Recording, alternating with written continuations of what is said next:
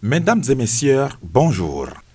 Commençons par le quotidien Le Meilleur qui s'intéresse à la célébration de la Saint-Sylvestre de cette année. Et le journal rapporte que le président de l'Assemblée nationale a prié avec les chrétiens catholiques de Porto Novo.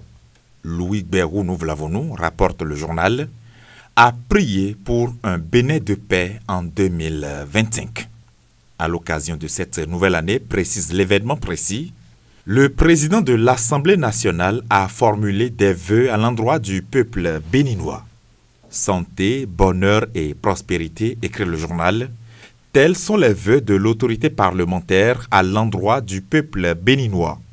Louis Bérou, nous l'avons, président de la 9e législature, poursuit le journal, a réitéré le vœu que les lois adoptées soient le reflet des besoins de la population et le moteur de ses ambitions.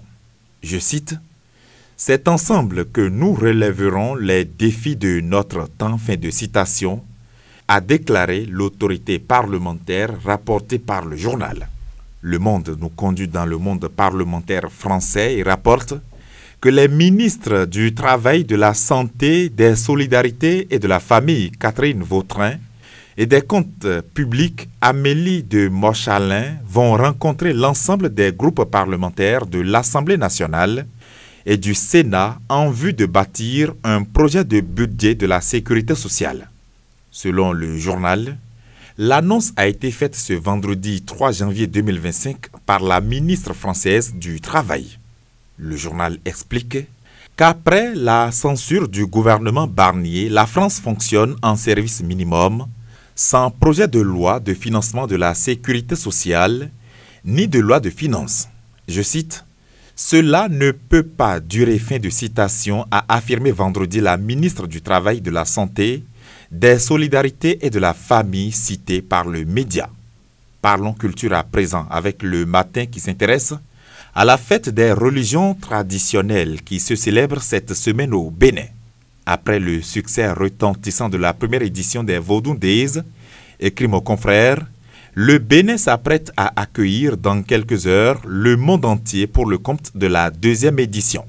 Une nouvelle occasion pour faire vivre l'art, la culture et la spiritualité vaudou à travers une édition 2025 dont les festivités s'annoncent riches en couleurs, en son et en animation avec une programmation à ne pas rater, renchérit mon confrère.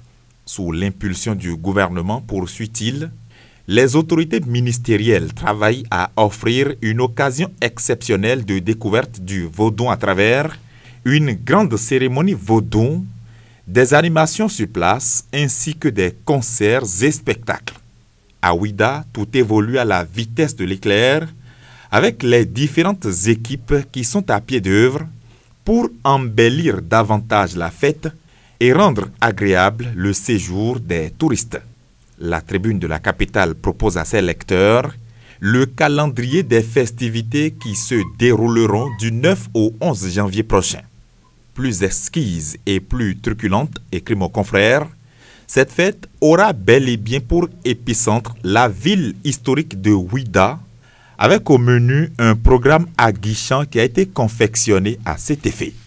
D'ailleurs, informe le leader du jour, dans le cadre de cet événement, le ballet folklorique de Bahia de Salvador au Brésil est déjà à Cotonou au Bénin.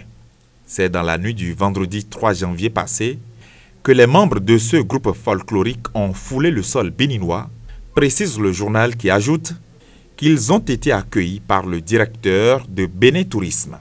Fin de cette revue de presse. À demain.